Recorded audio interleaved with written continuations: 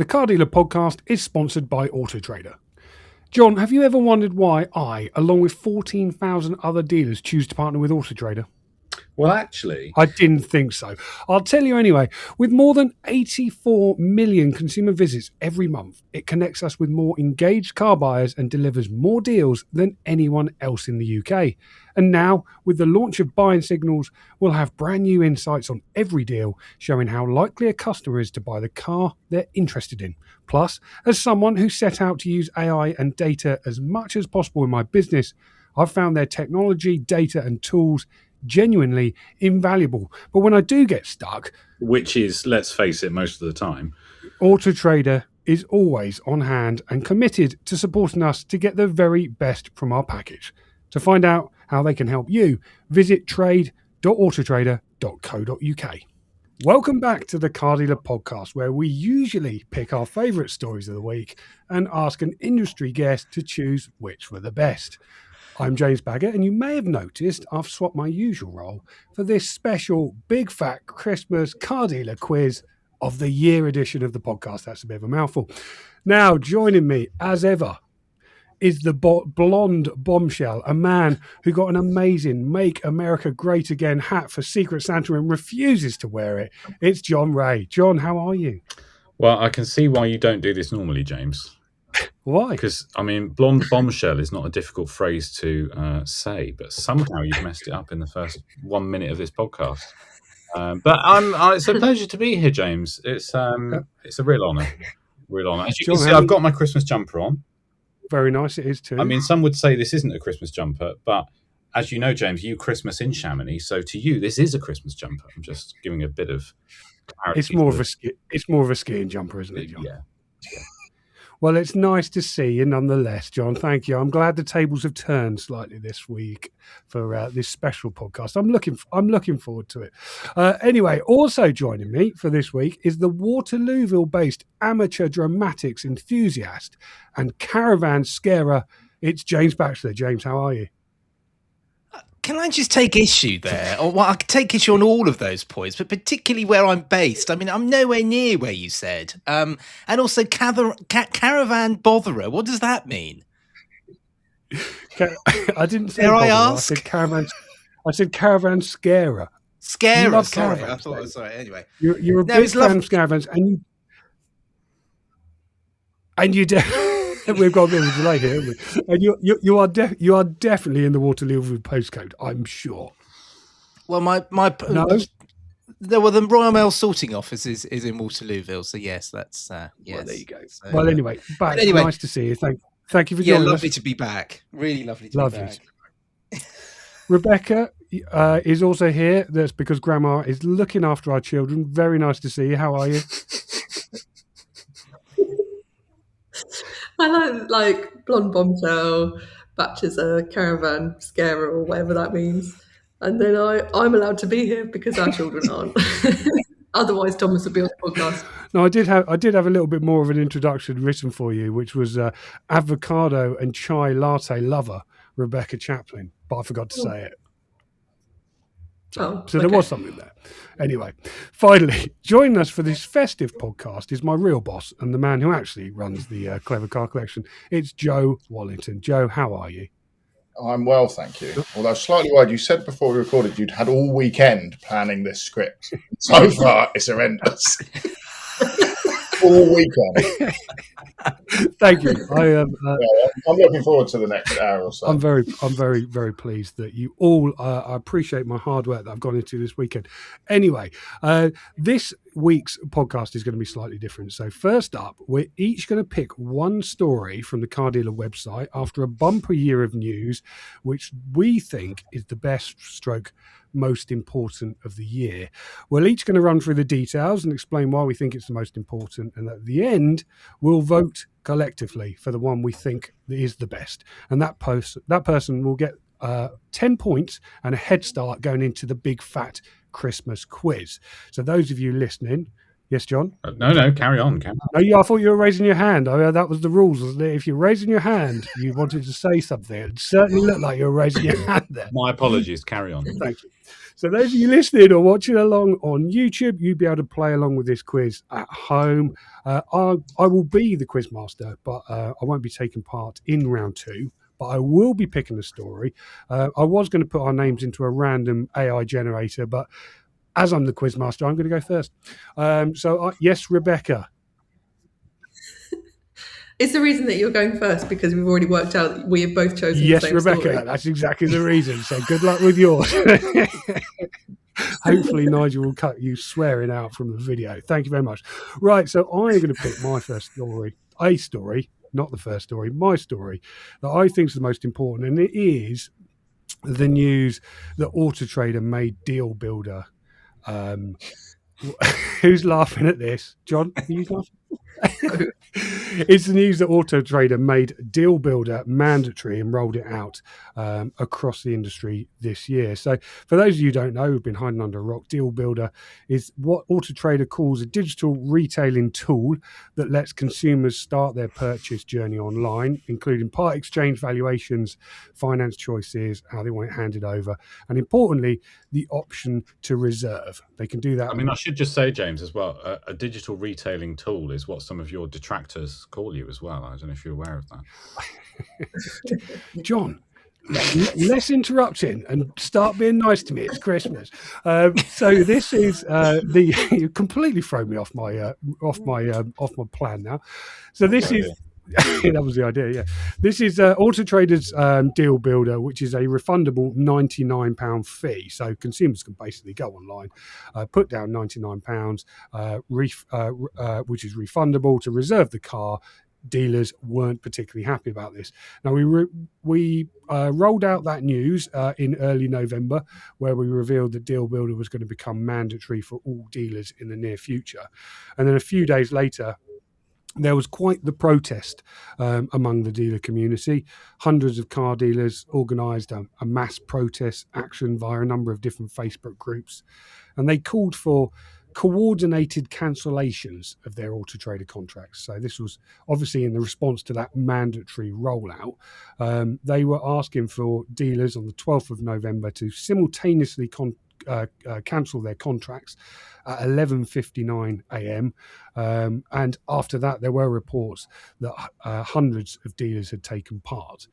In the end, Auto Trader told us that just under 100 dealers had cancelled their contracts, but many others had downgraded their packages. A week or so later, we spoke to CEO Nathan Coe on this podcast, who told us that he was unhappy with the feedback they'd had from Deal Builder. He said sorry, he apologised for the way it had been rolled out, and he pledged to make some tweaks. The first thing they did is they changed the way that the buttons worked on the platform, so the way that consumers could contact dealers was changed again, so they didn't have to reserve. They could go back to call and messaging, and it made it a little bit easier. And then off the back of that, Auto Trader was slightly on the back foot, to be honest with you. They launched some customer advisory groups where they invited dealers in to talk about what they think could repair these frayed relationships. But it wasn't just Deal Builder that was the problem. There was a couple of other things that the industry were pretty cheesed off about. One of those was the fact that Auto Trader was now making consumers sign up to the website and fill in their details before they could send an inquiry to dealers. This didn't go down too well. Dealers said it had led to a drop off in leads, and they were also unhappy with just the annual price rises. So it was a groundswell of opinion, really. And I mean, the reason I've picked this story is it absolutely dominated the news agendas towards the latter end of our year, because there was some real genuine ill feeling amongst those dealers. I mean, they felt they weren't being listened to, and the process, I mean, really fundamentally changed the way many dealers did business, and they didn't like that. They didn't like being told how to sell their cars, and doing it via a different platform. It also sort of came at a quieter time for dealers. As I say, a few weeks after those consumers had to sign up to Auto Trader, which compounded things. And I think the industry reacted the way it did because it was a quiet time and they weren't happy with being told how they had to do things. So we've seen a lot of anger aimed at Auto Trader off the back of this. Those customer advisory groups, those first meetings have been held. I mean, I've had feedback off the back of those that dealers felt like they weren't particularly listened to in those meetings, and they're basically all waiting to see what happens next. I think really dealers want some big action, and they want it to happen soon. So, yeah, I think we've seen anger at Auto Trader before in the past, but this one felt a little bit different. I just think it'll be interesting to see if it settles down completely in 2026. So that's my first story. Anybody got anything they want to add on it? No, the class is. Sorry, James, we've all fallen asleep. How dare? Well, John, in that case, I'll let you go next. I think you'll find James Batchelor has something to say. Oh, has he? Oh, well, he's got his hand risen. Yes, and he's jumping up and down. Yes, well, to listeners who can't see this, we're using a hand raising function, which does not actually involve me physically raising my hand. So that's the reason for the confusion there. But anyway, no, I just wanted to say how I'm not taking anything away from the the anger and what happened on that fateful day, but. The real test is going to be next year, isn't it? And all of this has happened during a quiet part of the year. And it's very easy. I say this, and I'm not a car dealer, but it's quite easy to sort of get very angry at Auto Trader and cancel your contracts when business is a little bit slow. Come, in a few weeks' time, when you need to kickstart your business, walking away from the biggest used car advertising platform is quite a thing, really, isn't it? And let's not forget, there's potentially going to be a lot more anger if Auto Trader do raise their prices in April, which some say that they might do. This whole issue could explode again, couldn't it? So, Auto Trader certainly isn't. This story's not going to go away, is it? Let's put it that way. No, I agree with you on that front. I think they always do their annual price rises in April. It never really goes down well, but it just feels like this time it might flare things up again. Jon Reay. Yeah, I think it's a difficult one. I think when this first sort of came out, the furore around this, I was a little bit dismissive of sort of the attitude towards it, because we've spent the last 2 years or perhaps longer hearing kind of general disquiet about Auto Trader's pricing, I think particularly, et cetera, and you perhaps kind of just go, oh, okay, well, it's perhaps just people having a bit of a pop at the price of this product, which does work. It's just expensive. That's the way that it is. But I think it became clearer as time went on that actually it probably wasn't necessarily perfect for all of the dealers that were on Auto Trader, to put it lightly. So I think it's good that they've listened, and I think it's good that they've tweaked it. And I mean, to me, that's probably enough to, silence some of the disquiet about this, but I suppose only time will tell. No, I agree with you. I think the fact that they've now made it optional and you can request a reservation, consumers can request a reservation, means that dealers can bring it into their own sales journey and decide what to do with it when it comes into them. Joe, what do you think? Well, yeah, similar really. I mean, obviously we didn't have the greatest success when the changes happened, but I sort of quite like it in a way because it does add a bit of a disruptor. And I think car dealers, you get a very mixed view on Auto Trader, whether, some people love them, some people hate them, but still use them. And some people will not touch them because, again, like you said, John, the pricing is ridiculously high, people believe, compared to other products. So I think it's interesting. I think it is nice that in a way that it has added a little bit of disruption and people have kind of spread their wings into some of the other platforms, which do work, maybe not quite as well, but it will be interesting to see how that kind of plays out. Yeah. Becca, anything to add? Yeah, echoing basically what everyone else has said, but I do agree that at the end of the day, it's quite good to kind of force people out of that Auto Trader bubble in some ways, because it doesn't necessarily work for everyone. I've talked to so many dealers about this, and so many of them feel like they're not being listened to. People who were on Deal Builder on the trial feel like they gave a load of feedback and then it's come out exactly the same. So you've got this kind of faction of people who are annoyed they weren't listened to start with, the people who have been then put onto it who are annoyed that it's not working for them, and then this growing bubble of people who are like, we're still being forced down this path and no one's listening to us and it costs too much money. And I think at the end of the day, it's like any product, if you can't afford it, then don't be on it. if you're on it and you're not selling enough cars, don't be on it. And if you're on it and you can't sell cars unless you're on it, then you've probably got another problem in your business there. Like, car dealers at the end of the day need to be able to sell cars without all these other things. But it's been really interesting seeing the people who've gone onto things like Car Gurus, eBay Motors, that they weren't on before, and have found that actually this does work for some of the cars that we sell, or it might not work for everything, but we've got this kind of balance now of different things. It's been interesting, I think, with the Google ads coming into it as well. People are dipping their toes into Google ads, Facebook Marketplace, where they might not have before because they thought it wasn't worth the time or the hassle.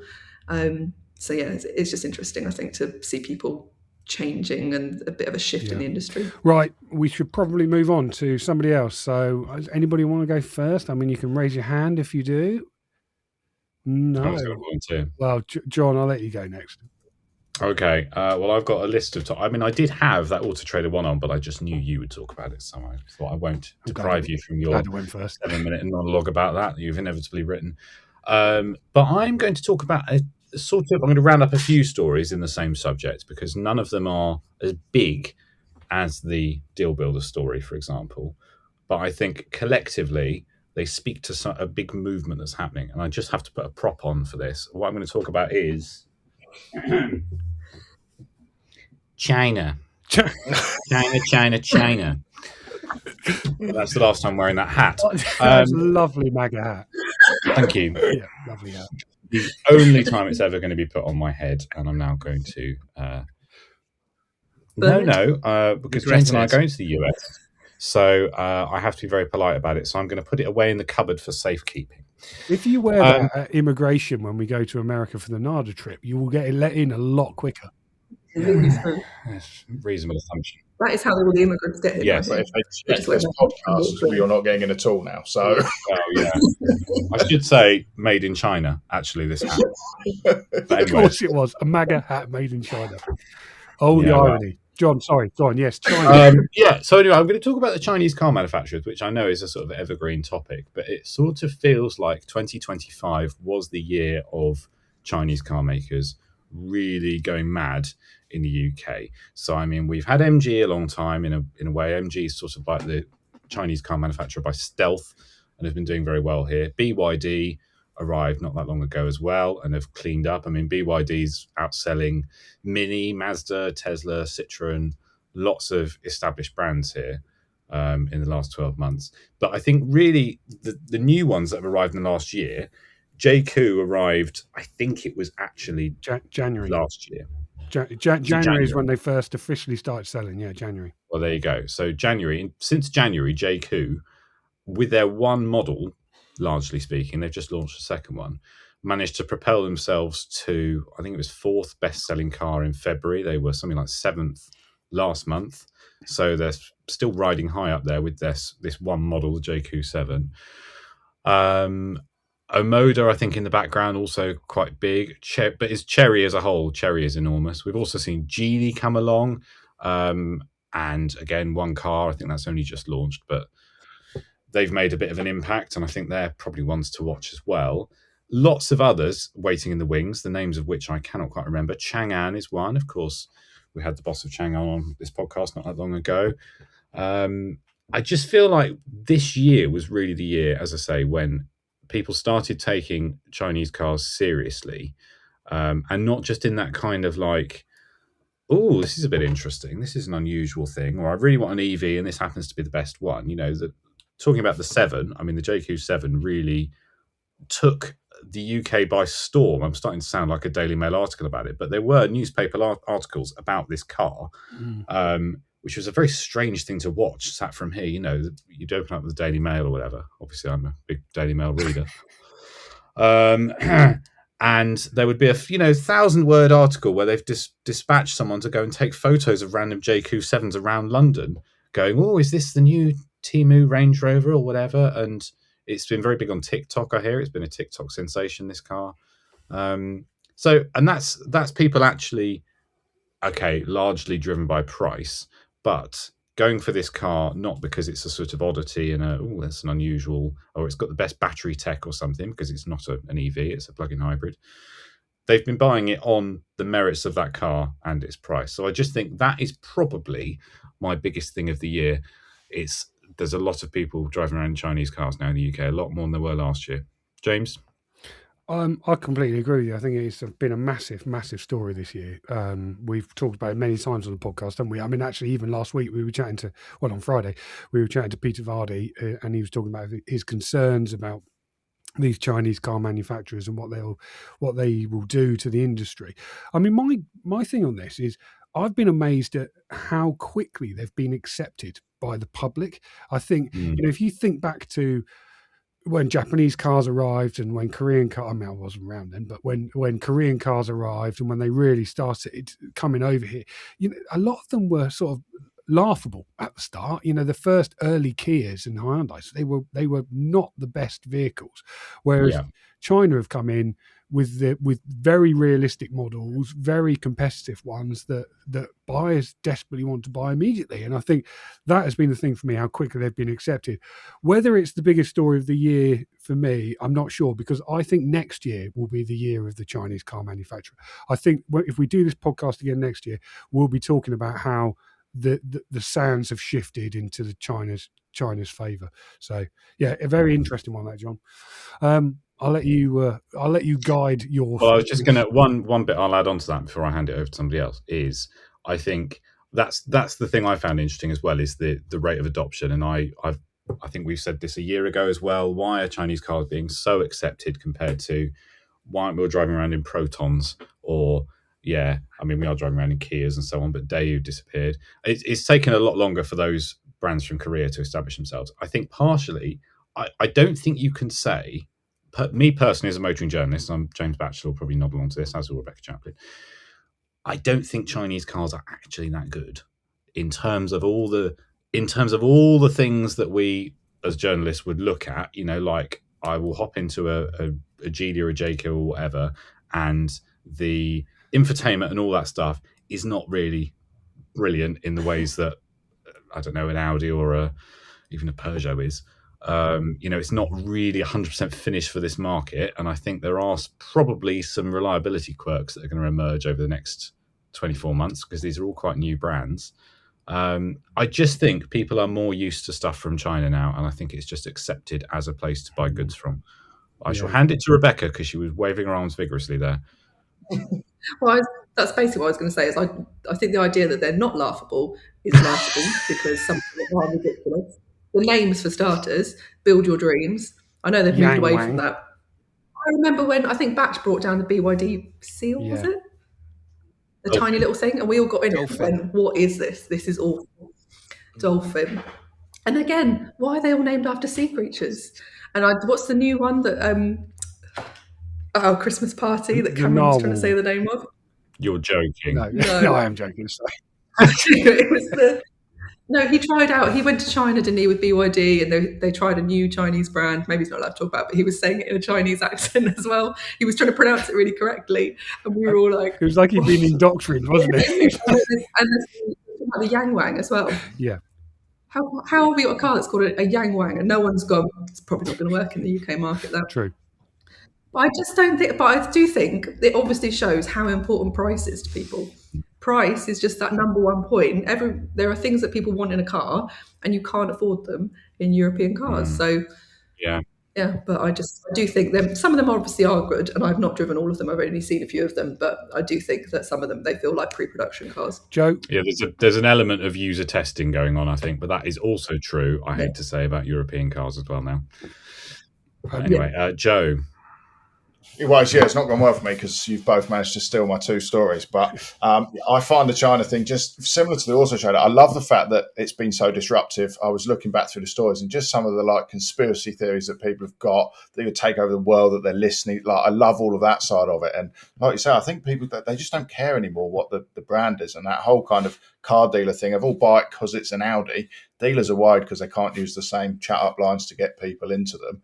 And I do think that they're going to be a thing, and I don't reckon it will be long before we've got one on our forecourt. Yeah, no, I think you're right. I just think people are using them, and you drive around our area and you see them constantly. Yeah. And I think this whole kind of love of brands and stuff, we're just moving away from, and people see them as disposable items. They're cheap. Let's just use them. Yeah. Right, let's move on. Next story. Rebecca, you can go next. As I mentioned, I was going to go for the Auto Trader story, but realised that James was going to choose it. And I was also considering the FCA story, but I think I'm actually going to go for the kind of shift in EV used car sales this year, because I do think that's been quite a big shift for dealers. I mean, I'm sure James and Joe will have something to say about this, but I mean, even I know you've got some in stock at the moment. But I found it really interesting hearing what people are buying, and that people are going out and trying to buy some of these used EVs that are a bit cheaper and actually finding some success. I particularly can't think what it's called now. What's the Motability company? No, Motability. MFL Direct. I think M Direct. M&M Direct. I just found it very interesting what they were saying, that they're seeing a lot of people buying 3-year-old electric cars from them. They're obviously in quite good condition, and finding that when people do try them, they're actually managing to make quite a reasonable margin out of them. And we look back and I just think there are so many dealers that I remember speaking to, even during lockdown, even 21, 22, who were like, no chance, no way we'll be able to do that. But we're seeing a slight, I think, not just a shift in prices and people kind of trusting what they can do in the ranges, but also things like just better accessibility to charging points. So you're a dealer and you don't think, I need to have my own charger or I won't be able to sell these cars. There's reasonable amounts that sometimes work. But that's my story. No, I think, well, I mean, Joe and I have certainly tried a few more electric cars this year and actually quite like them, don't we, Joe? I mean, they seem to be pretty good. We've done a few Leafs and they go very, very quickly. And we've had a bit of a run of Volkswagen e-Golfs, and I think I quite like that one because it's an electric car that just looks like a normal Golf, and I think that's why people love them. What do you think, Joe? I just want to confirm for the tape, when he says like them, I like them because they sell, not because you'll see me driving around in one anytime soon. But no, it is interesting. It's interesting how they've fallen into the sort of our standard stock profile, and for less than £6,000 or £8,000, you can still get a very good condition, very well maintained electric vehicle, and we do the health checks on them, and they're proving their worth. Yeah, Jon Reay.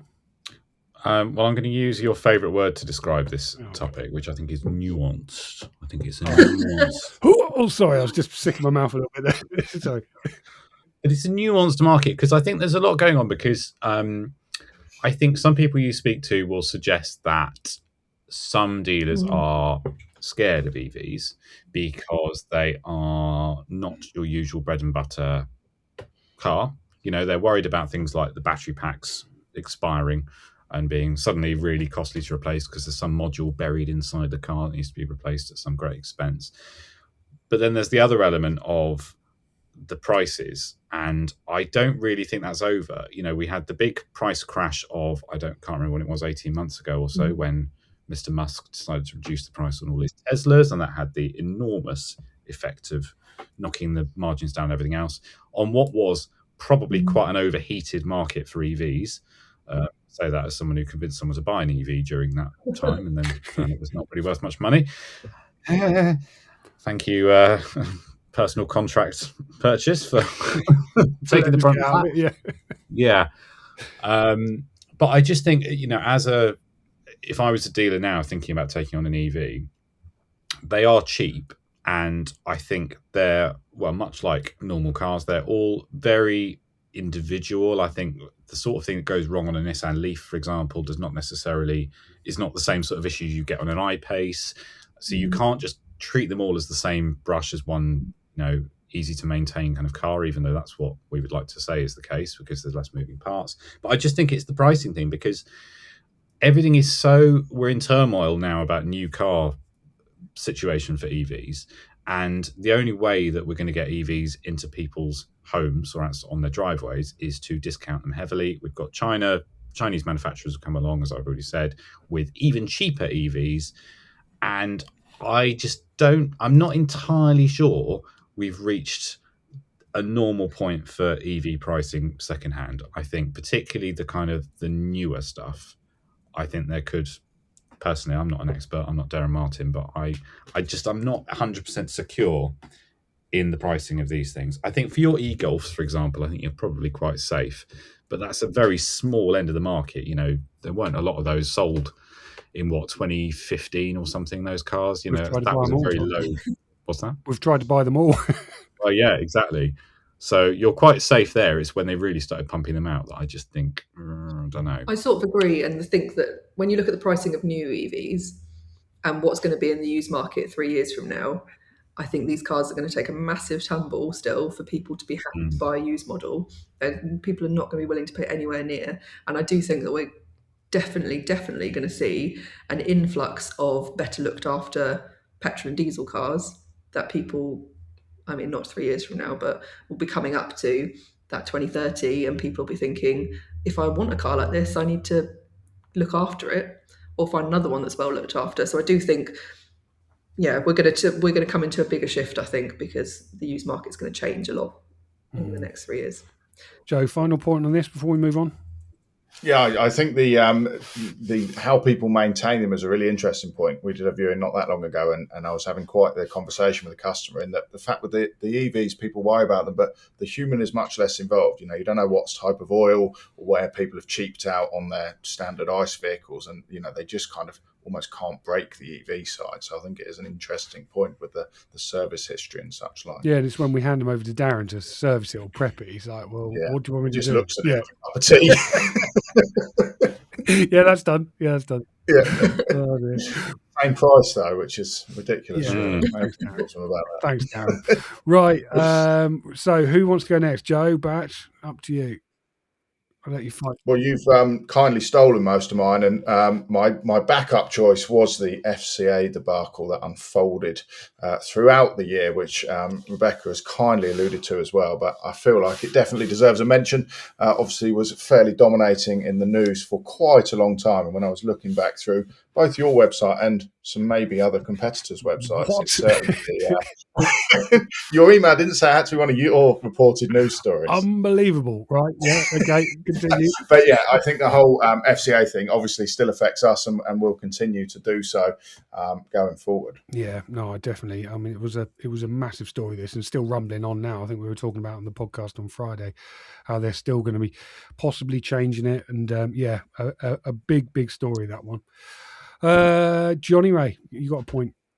Yeah, I was just it's an enormous topic, that, and I don't want to squeeze it into the limited time we have remaining. Well, Batch will do a good job of explaining some of it, I'm sure.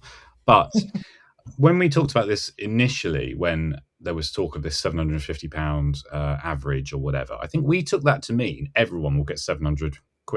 Everyone who's had a finance agreement within the parameters that they've suggested, which were pretty broad, really, weren't they? Will get £750. And I think it's that we talked about that seeming unfair for some people and fair for I don't know. It's unfair in positive and negative ways, isn't it? There are people that are probably not owed £750, and there are people that possibly are owed more than £750. That's the nature of doing an average. But the whole motivation behind that was that there are so many finance agreements for the FCA or lenders or whoever is administering this to go through and decide whether that's a worthy claim or not, that it would just be easier to put one price on all of them. But the news from this week, from 3 days ago, implied that actually it was going to be a bit more of a range of outcomes. Nuanced. Come on. Thank you, Batch. I'm going to ban that word from 2026. Nuanced is out. If the thing is, James, it is what it is. And my word. I mean, talk about red flags. Yeah. But I can't work out how this is going to be. I'm doing the Donald Trump hands now. I can't work out how this is going to be administered by lenders or the FCA, because it's just enormous thing to try and deal with. Yeah. Thanks, Batchelor. Well, no, I think it's what I was going to say is about the administration side, really, because you mean the administration? Can you just stop that? Can you stop that now, please? It's getting very tiring. No, I was just going to say how. I mean, I'm obviously not an expert on financial matters, but having followed this story pretty closely, I don't know how unusual this is, but I was quite struck a few months ago how the FCA stepped in and kind of pleaded with members of the public not to go with these kind of ambulance chasing kind of lawyers and wait for the FCA to actually come out with their own proposed compensation scheme. And it seems like even now when you switch the TV on or you listen to if you listen to a radio station with adverts, you still get these adverts about how you could be entitled to thousands of pounds worth of compensation, and again, I just think a lot of people are confused by it, aren't they? And as soon as you say to somebody, well, you may have had a financial agreement 15 years ago, and you may be entitled to compensation, people immediately pick up the phone and they go on start sending emails off and trying to, because it's the potential for free money, isn't it? So I don't know how well the whole situation has been handled by the FCA. I know they've stepped in at one stage, but I think a lot of panic has been created, and of course dealers are just as clueless as customers are as well, aren't they? I'll answer that one, Batch. It's been handled quite poorly. Because I mean, let us not forget as well. This is compensation for rules that the FCA wrote that dealers on the whole adhered to. That now the FCA have to go back and say you did a bad thing, so you're going to have to pay some compensation. So that's the frustration that we've forgotten in all this insanity. Yeah. And also, I just think they've been on the back foot when it comes to getting the message out about, as you say, please don't use the ambulance chasing firms. They've put an amount of budget into countering that. And I think we wrote a story about it in, September, October, that was basically they'd paid one influencer on Instagram to say, guys, don't use these firms. Please don't do anything because the FCA don't have anything to say at the moment, but they will soon. Like, it's not good enough. It just doesn't work. And I've not seen anything else since to counter. I mean, I didn't even see that apart from via our story. So I think that it's too late. The horse has bolted on that one. And I just think it's a bit of a mess. James. Yeah, I'm going to move us on because we've got one more story to wedge in from Mr. Batchelor before we vote and move on to our quiz. So, Batch, over to you.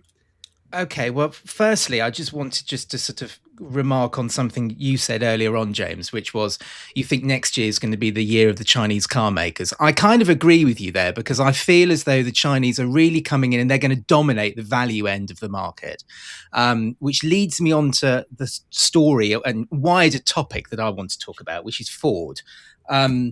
Because... well, let me just start off with the story. So I found this story absolutely gobsmacking, and it was very recent. It was the announcement that Ford have signed a partnership with Renault to develop future EVs, and there's another agreement to do with commercial vehicles. But I'm primarily interested in the passenger car side. So from 2028 onwards, Ford is going to be using Renault's Ampere platform for a pair of affordable new electric cars. And I just find this absolutely incredible how Ford has got to this situation where they have, by their own decision, they've abandoned the affordable end of the car market and now rapidly running around and chasing their own tail to try and, reclaim this part of the market which they were masters of. Not only was there this announcement with Ford and Renault, but Ford recently made the announcement that this is Ford Motor Company, not Ford of Europe, but Ford Motor Company they're going to have a $19.5 billion write down on their EV division, primarily because of cars like the F-150 Lightning, with this huge electric pickup truck in America, has absolutely bombed. And then also in the UK, we reported on this, that Ford have killed off the Focus as well this year after 27 years. A car that for the last 3 decades has been a mainstay of the British car market. So I just find it amazing how Ford has got itself into this situation. And I think we really are witnessing the decline of an absolutely dominant car maker. And I just feel as though this decline is irreversible. I hope I'm wrong. Perhaps 2026 may change my opinion on that, but I think the outlook is very, very bleak, and Ford may not be here much longer in Europe, and particularly in the UK. A good story, that, Batch. Becky, you had your hand up first.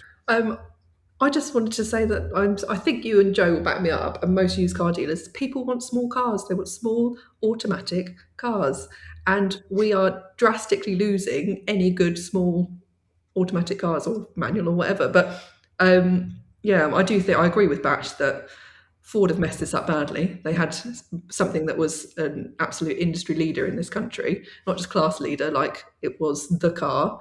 And I mean, they had two of them, and for some reason they've got rid of them and not developed them, and instead gone for cars that, I mean, people like and people buy, so I can't be too critical, but I don't like them.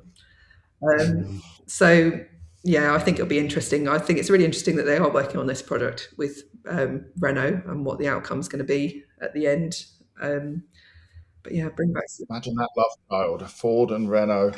What that's going to produce. I think we need more small cars. I really think if the future is electric, if the future is greener, we need smaller cars, not bigger cars that are running on less fumes. Jon Reay, final word on this? Well, actually, Rebecca, that's what the EU are mandating in their new EV thing, aren't they? 1.3 times the points if you make a small electric car. But going back to the Ford thing, I just find it so sad, because I think, most of us in this strange little podcast room, virtual room, have been Ford fans for a very long time. I've always been a big fan of Ford. I think, James definitely, because he's owned most of them. Batch, I'm sure you're the same. They were always, from a motoring journalist point of view, you would go on a Ford launch and you would go, right, this is going to be a really good car. It's going to drive really well. It's going to be affordable. It's going to be plush-ish. It's not going to be as dull as whatever Vauxhall are making, or as sort of plush maybe as a VW, but it would just be a really good car that would sell well. And I just think they lost that quite a long time ago, which is quite sad. And I mean, I think Ford we look at Ford in Europe, and Ford in Europe I'm going to use the word nuanced again. Ford in Europe has What's the matter with you? It's that kind of day. Ford in Europe have been in trouble for a long time. The only thing that makes them money, and I remember being told this by an engineer on a Ford launch in happier times, it's commercial vehicles. That's all Ford in Europe is good at making money from. And you can understand that, because a Transit doesn't cost much more to produce. In fact, probably costs less to produce than a Focus. But it sells for more money, and they have this enormous share of market, and they're just really good at it, but they've just never been able to make money from passenger cars. That's one issue. But I just think as well, in America, they've lost the plot as well, because as you say, this F-150 Lightning, some of that I think probably was difficult timing in the world. I think when that came out, that was quite an interesting product, but it's not done very well. But they've just shut down the production line for the Escape, which is the Cougar in America, which in American terms is their cheapest, car. That's their bread and butter car. And they've just shut it down to make a line for new EVs. So I do not understand what is going on with Ford. Like, they just don't seem to have a clue. And yet, I think it's Jim Farley, the boss of Ford, will come out and say all these things like, we're way behind China. I've been driving around in a Xiaomi and it's fantastic. We can't do that. We need to compete. Well, get on with it then. Like, you're the biggest car maker in the world, or you certainly were at one stage. What is happening? James Batch. No, I'm not going to hand it to Batch. I'm going to bring this rant to a close. Sorry, I'm going to bring this rant to a close because we need to move on to the quiz. So we're going to have to now vote for our favourite story. So I'm going to come to each of you. Like, I think maybe the rule has to be we can't vote for our own story. Yes, perhaps that should be. Yeah, possibly that's the way we're going to do it. So yeah, vote for your favourite story. Joe, we have just a reminder of the stories because I forgot. Oh yes, of course we can, John. Thank you for that. As the traditional podcast host, so I went with Auto Trader's Deal Builder. You went, John, with China. Rebecca went with EV car sales. Joe talked about the FCA debacle, and Batch talked about Ford and Renault. So, Joe, I'll let you choose the most important story of the year. I think I've got to go with Deal Builder. That saddens me that's given you the point slightly. That's very kind of you. No, you don't need to say any more. Thank you very much. James Batchelor, over to you.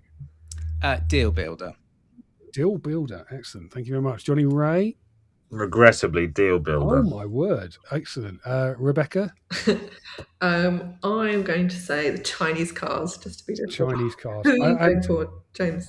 I am going to. I'm also going to say Chinese cars, because I actually do think that has been dominating the news this year. So that's 3 for me, 2 for you, John. It means that I get 10 points going into the next round, which I'm not even including. I'm not even allowed to be. Perfect. Right. This is really going to plan. This isn't going to plan. But anyway, let's move on to the quiz. Now, a quick word from one of our sponsors. John, have you ever wondered why I, along with 14,000 other dealers, choose to partner with Auto Trader? Well, actually, I didn't think so. I'll tell you anyway. With more than 84 million consumer visits every month, it connects us with more engaged car buyers and delivers more deals than anyone else in the UK. And now, with the launch of Buying Signals, we'll have brand new insights on every deal, showing how likely a customer is to buy the car they're interested in. Plus, as someone who set out to use AI and data as much as possible in my business, I've found their technology, data and tools genuinely invaluable. But when I do get stuck, which is, let's face it, most of the time, Auto Trader is always on hand and committed to supporting us to get the very best from our package. To find out how they can help you, visit trade.autotrader.co.uk. So we've got a number of questions here. Now, firstly, so for these questions, it's a case of first correct answer wins. So if you think you know the answer, say your name. Actually, or you could raise your hand. Press that raise your hand button, and I'll try and spot who was first. And I'll keep tabs of the scores, and people who are playing along at home can do the same and see if they beat the professionals, which is you guys. So let's get cracking. The first 10 questions are multiple choice, and the first question is number 1. Arnold Clark topped the car dealer top 100 this year with EBITDA profit of £380.8 million. But what was the total amount of profit generated by all our dealers on the list? Was it A, 2.02 billion? Was it B, 1.78 billion? Was it C, 2.82 billion? Or D, 2.52 billion? Joe, you went in first. No one's read this, so I'm just going to have the first guess of C. Thank you, Joe. Incorrect. Next guess, Rebecca. D. Incorrect. Oh, I can't remember what the were now. John or Batch? You've got 2 to choose from. Yes, Batch. A. It's got to be A. It was A. It was definitely A. It was 2.02 billion. A, James. Well done, Batch. No, they're not all A. I've made sure of it. Hang on. Was it B? It's not B. It was not B. No, it was 2.02 billion. Interesting fact for you, the top 10 car dealers in the UK accounted for more than half the profit generated by the entire top 100. You can read that story on our website. Question number 2. Tom Hartley Jr. was one of the biggest risers in the car dealer top 100 list. He was up 40 places. But which car dealer was the biggest faller? Was it A, Chapel House, B, Citygate Automotive, C, Motorpoint, or D, Big Motoring World? John, you got in there first. I knew it was Big Motoring World. It was Big Motoring World, John. You are correct. They fell down 50 places to 86th on our list. Very well done, John. You got straight in there. Question number 3. How many of the top 10 biggest used car value fallers in 2025 were electric? Was it A, 9 out of 10? Was it B, 7 out of 10? C, 5 out of 10? Or D, 4 out of 10? John, you got in there first again. The problem is, James, when you wrote this story, you put the wrong number in the headline, so I don't know which one you're going to go with. But I think you said it was 9, but I'm pretty sure it's actually 7. I wrote a story and I'm going to say it was 9, so I'm actually going to give you the point. You look at the list, James. Even though you argued. I was going to say 7. It's 9, according to the story, which may or may not be correct. But this is news. This is news that earlier this month, Cap HBI revealed the used cars that suffered the biggest percentage price falls in 2025, with electric cars dominating the list. It was led by the Nissan EMV200, which lost 29% of its value over the past 12 months. Subaru Solterra was second, and the SsangYong Corando was third. Next question, number 4. In January, we revealed the whopping tax bills car dealer owners had paid, with Lady Philomena Clark, the largest shareholder in Arnold Clark, topping the list. But just how much tax did she hand over to Rachel Reeves? Was it A, 56 million, B, 74 million, C, 65 million, or D, 102 million? Joe, you got in there first. C. Incorrect. Rebecca? B, 74 million. B is the correct answer. 74 million pounds. This is the widow of Sir Arnold Clark, Lady Philomena Clark. Her family paid 74.2 million in tax last year, according to the Sunday Times tax list. Other car dealers on the list included former car salesman and finance entrepreneur Henry Moser, who paid 57.8 million. Douglas Park of the Parks Motor Group, who paid £19.8 million in tax, and John Tordoff and the JCT 600 family, who paid £17.4 million. Jon Reay, you were just outside the top 100, weren't you? I was actually going to make that joke about you. I knew you would, which is why I got them there first. Thank you very much. You use an offshore Isle of Wight bank account, of course, for your tax purposes. Yeah, it's a pain going to ride. Right, question number 5. In August, Jaguar Land Rover, or JLR as it's now known, was hit by a cyber attack that shut down factories. But for how many days were its production lines standing still? Yes, John. Yeah. I'm not actually going to answer this. I'm just going to ask, are all your questions numbers based? No.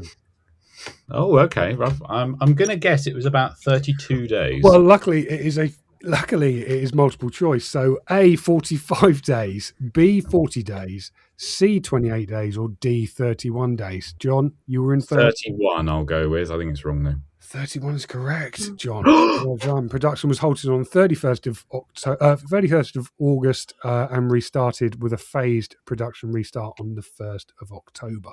Sticking with that JLR theme for number 6. A few weeks ago, their design guru, Jerry McGovern, left his post, which I hasten to add the firm denied was because they terminated his appointment, didn't terminate his appointment. But which of the following cars did he not design? Did I cover that? I like in your little legal speech there, you got it the wrong way round. I hasten to add JLR terminated. No, they didn't. They didn't. I made it worse.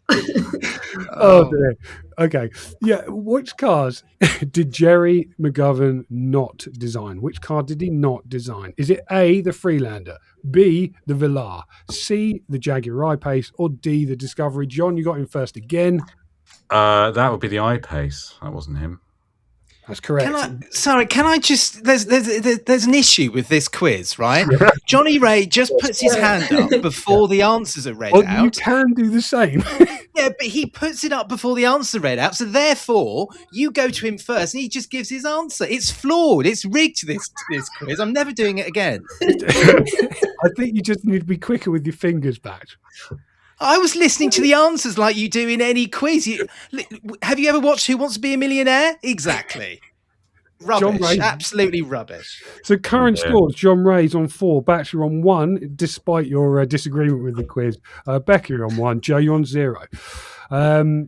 Next question. This year, the electric car grant was launched, giving buyers...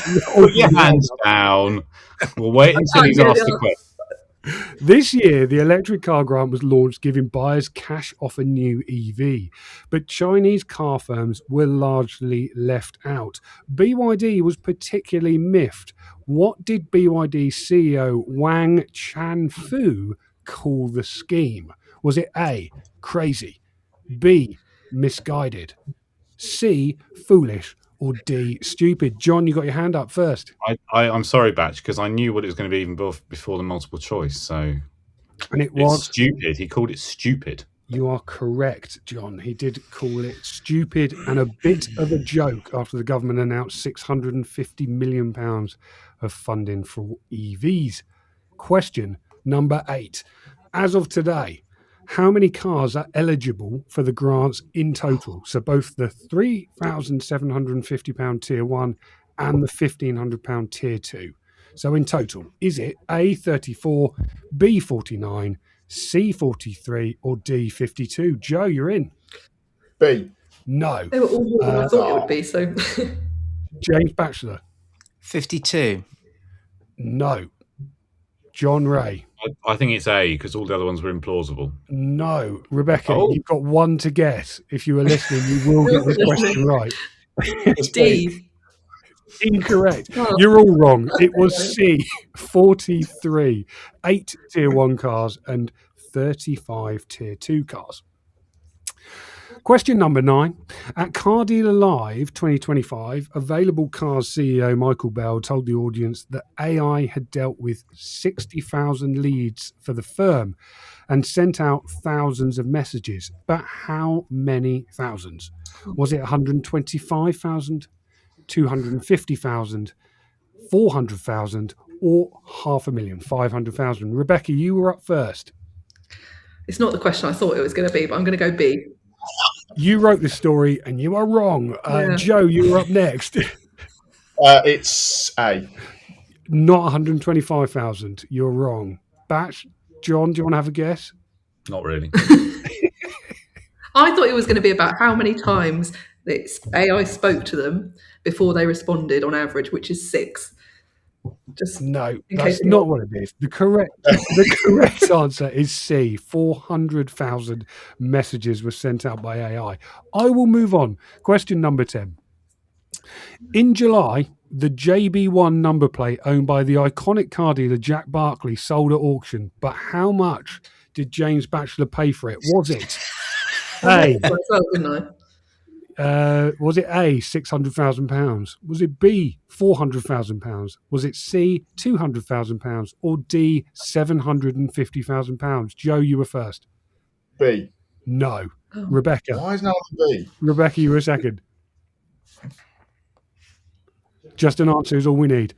Well, I thought it was 600,000, but That's the correct answer. Oh, I thought that was B. £600,000 when it went for sale at the Bonham Goodwood auction, double its estimate of between £200,000 and £300,000. Right, next round is not multiple choice. You've just got to give me the correct answer. If Can I ask a question? Yes, you How can. many rounds are there? Because I was thinking, There's 2 rounds. There's 2 rounds. There's 2 rounds. There's 2 rounds.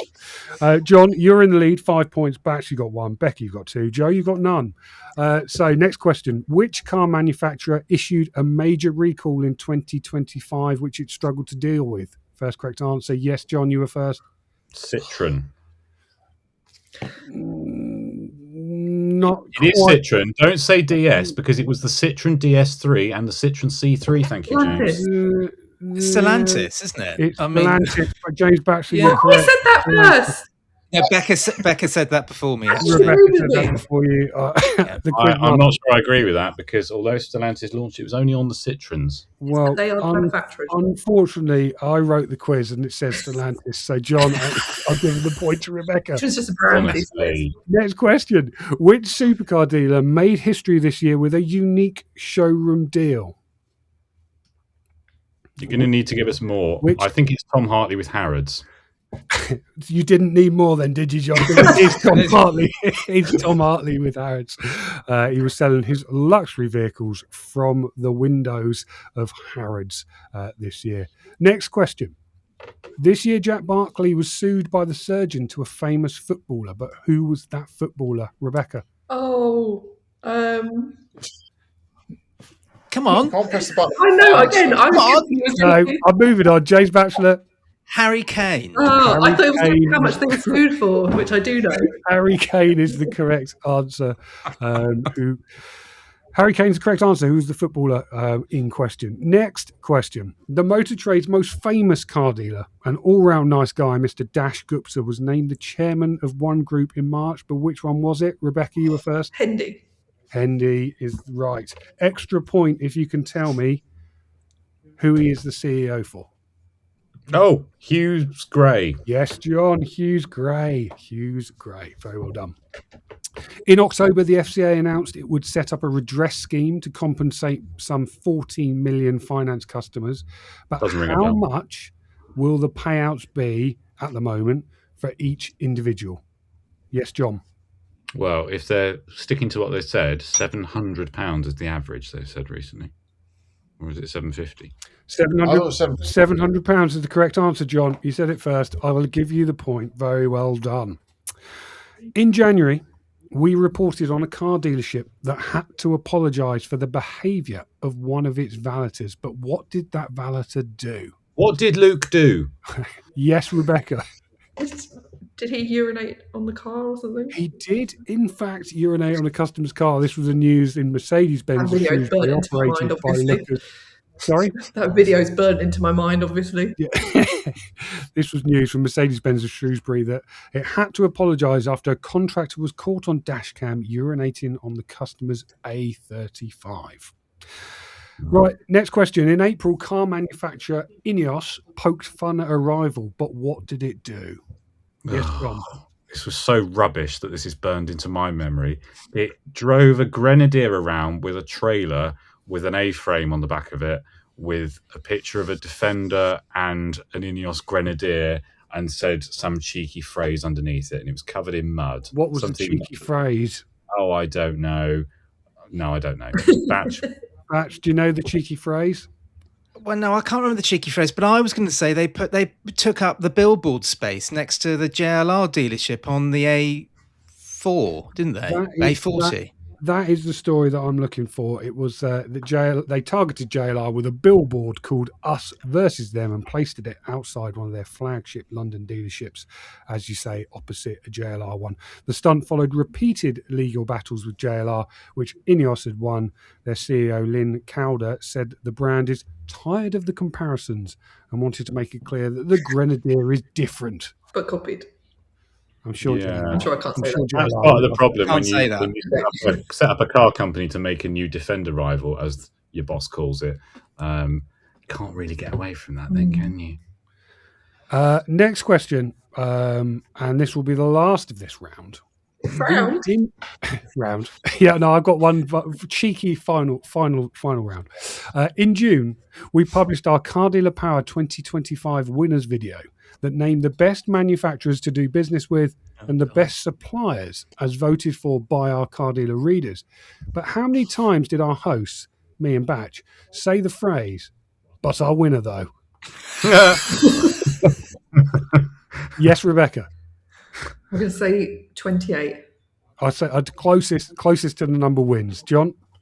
Right, so there's about 30-something awards. I'm going to go with 25. 25. John? James Batchelor? 31. 31. Joe? 24. 24. Joe, you are the winner with the closest to the correct answer, which was, in fact, 0. Despite handing out 24 awards in total, our presenters resisted the urge to say, "But our winner, though."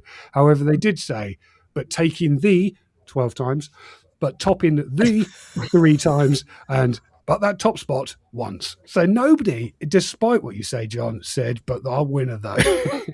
How nuanced is that? How nuanced is that answer? I mean, effectively, we said, "But our winner," didn't we? Really? Yeah. Don't say nuanced anymore. Right. Final round. This is a question for each of you. It's a real or fake headline round. So you have to tell me whether Do I need to put the hat on? Have I got news for you? You got to tell me whether this was real or fake. Rebecca. Like this. Oh, God. Dealers warned not to panic as EV values slide even faster. Real? It was fake, I'm afraid. I thought this was going to be like ones with Not mistakes true. to be like, "This was yours, Rebecca." No. James Batchelor. MG named the most unreliable used car brand.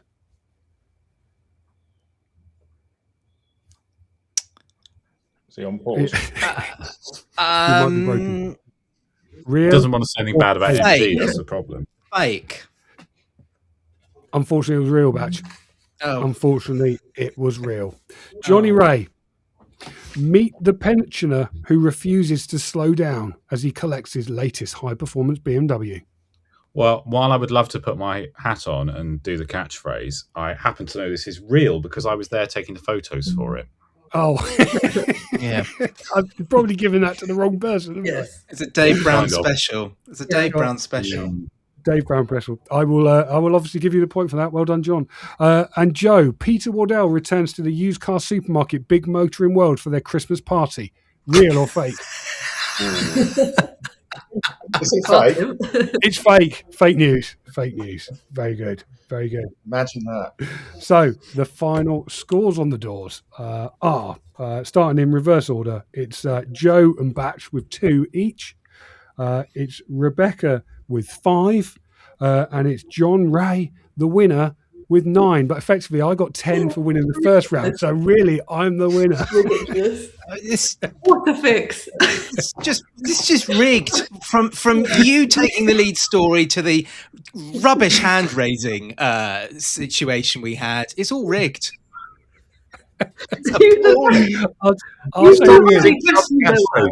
You must have known it would be impossible for someone to get more than 10 points. Look, Yes. I'm not saying that whether that's true or not, but congratulations to me. Excellent news. After 2 hours, 12 minutes, our poor listeners have to listen to that tripe.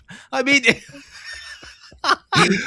Oh dear. Okay. So that's it. That's our big fat Christmas car dealer quiz of the year. No prizes, sorry, but purely I just get to take home the honour. Excellent. I'm very, very pleased. You'll be pleased to know we'll be back in the new year with our normal podcast. It's back Thank God. on January the 9th. And while you're feeling festive, please take the time to book some tickets to our Car Dealer Live event. It's at cardealerlive.co.uk. Tickets are on early bird to the end of the year, so you've got a few more days to snap up a bargain. That just leaves me to say thank you to our guests, contestants, Jon Reay, James Batchelor, Rebecca Chaplin, and Joe Wallington. Merry Christmas to you all. Thank you very much for joining us. Okay, you don't have to say anything. Goodbye, everyone. Oh, sorry. Thank you. Hang on, let me raise my hand. On that horrendous ending, we'll see you next year. Thanks very much for listening. Have a very Merry Christmas and a Happy New Year. I've just Goodbye. been at the sherry.